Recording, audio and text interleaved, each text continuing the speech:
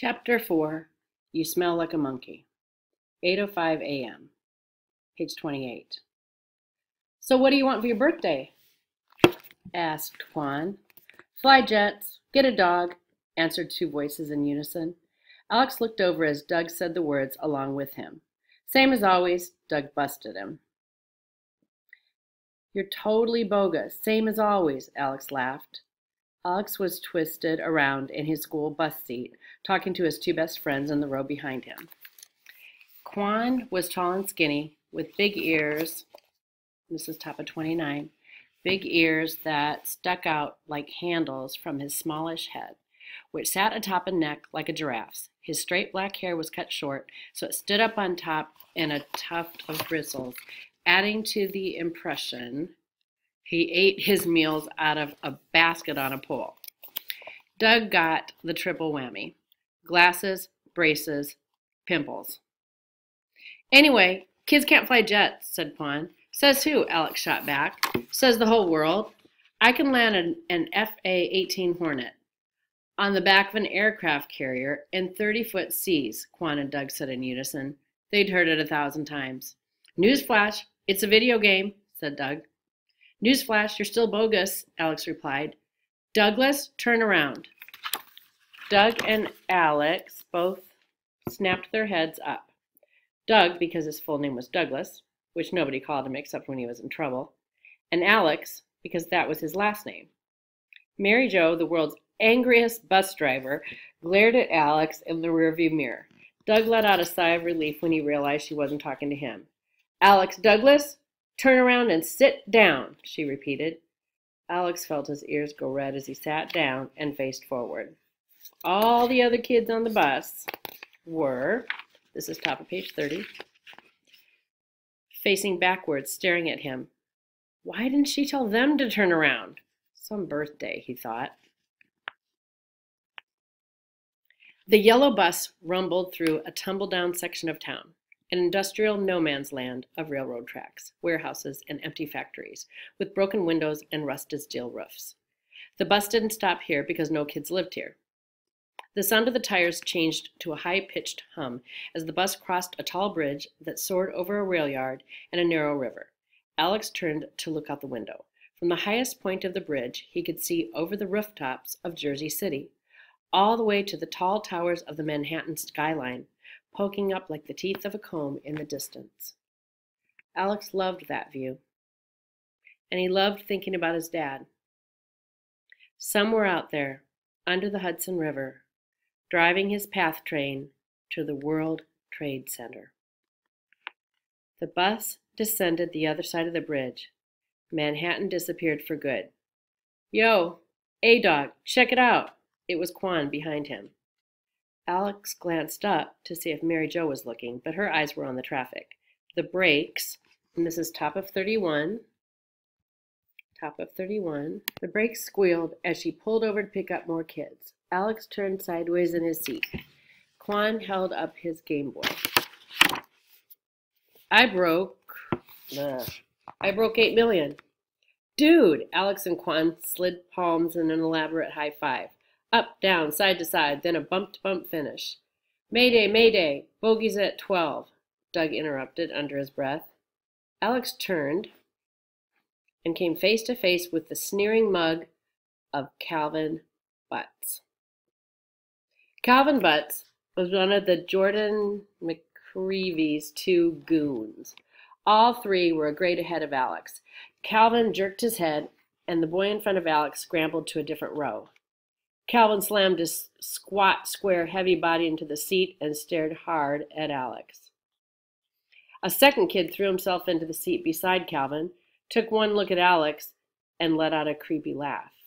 He laughed backwards, exhaling in a raspy pant and then making long, wheezy, squeaky yelps while he inhaled. This was Deemer. If he had a second name, nobody knew it.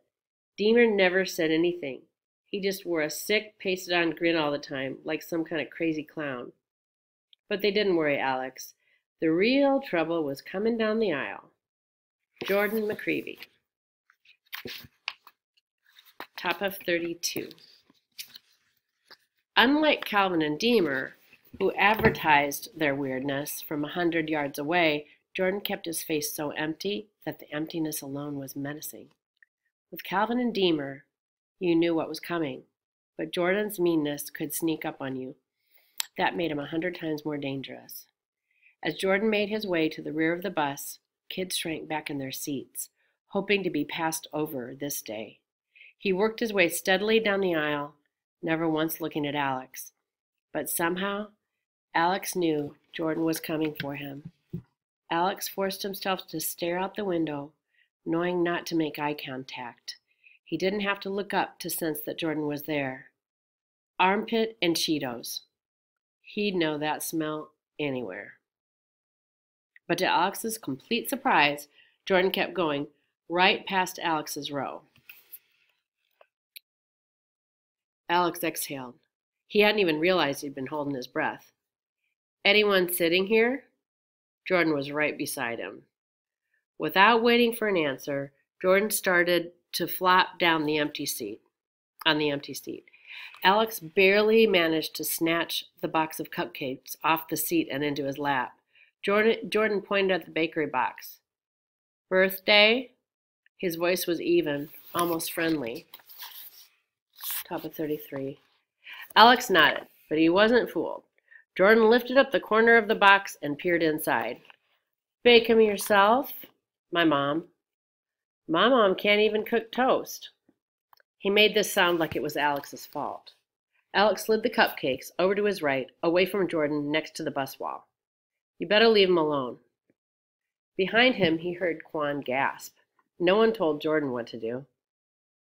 Jordan looked right at Alex. I'm not going to touch him. Swear. Alex clenched his jaw smart enough not to lower his guard. Jordan turned back and continued to stare straight ahead with that same blank expression. They rode in silence, the hum of the bus the only noise. Up ahead, the road curved to the left. Mary Jo steered the bus into the turn. As the centrifugal force pushed them sideways, Jordan slid across the seat and slammed hard into Alex, ramming him into the side of the bus and smashing the cupcakes into the wall. It happened so fast that Alex hadn't seen it coming. Calvin and Deemer were laughing, beside themselves. Don't cry, crybaby, Deemer hissed. Jordan continued to stare straight ahead. And this is top of 34. As if nothing were going on. As the bus came out of the turn, Jordan didn't let up. Alex could feel Jordan's hips flex as he pressed his feet into the floor, shoving his body harder and harder against Alex, mashing him against the side of the bus. Alex tried to push back, but he had no leverage. Pinned and powerless, with Jordan pressing him with all his might, Alex found it hard to breathe. Even if he could have filled his lungs, he wouldn't have said a word to the bus driver. If he tried to get Jordan in trouble, Jordan would wiggle out of it, claiming it was an accident. That was Jordan's genius. He never got caught. Even now, as Mary Jo glanced back, all she saw above the seats was Jordan sitting quietly, staring calmly ahead. And all Alex could do was sit there and take it. He knew they couldn't be that far from school, but the rest of the ride seemed to take forever. Alex tried making deals with the universe, the way he usually did. If I hold my breath to the count of 30, he'll get bored and stop. If I close my eyes for 3 more blocks, he'll let up. Jordan never let up, even as he was telling dirty jokes to Calvin. Deemer kept up a sing-song taunt. Cry, baby, stick your head in pie, baby. Alex clamped his eyes closed, trying to shut, and this is top of 35, trying to shut them out. He was in the middle of one of his deals, counting to 45 this time, when the bus stopped hard for a red light. Alex opened his eyes, hoping to see their school out the window. He saw something better. A dog.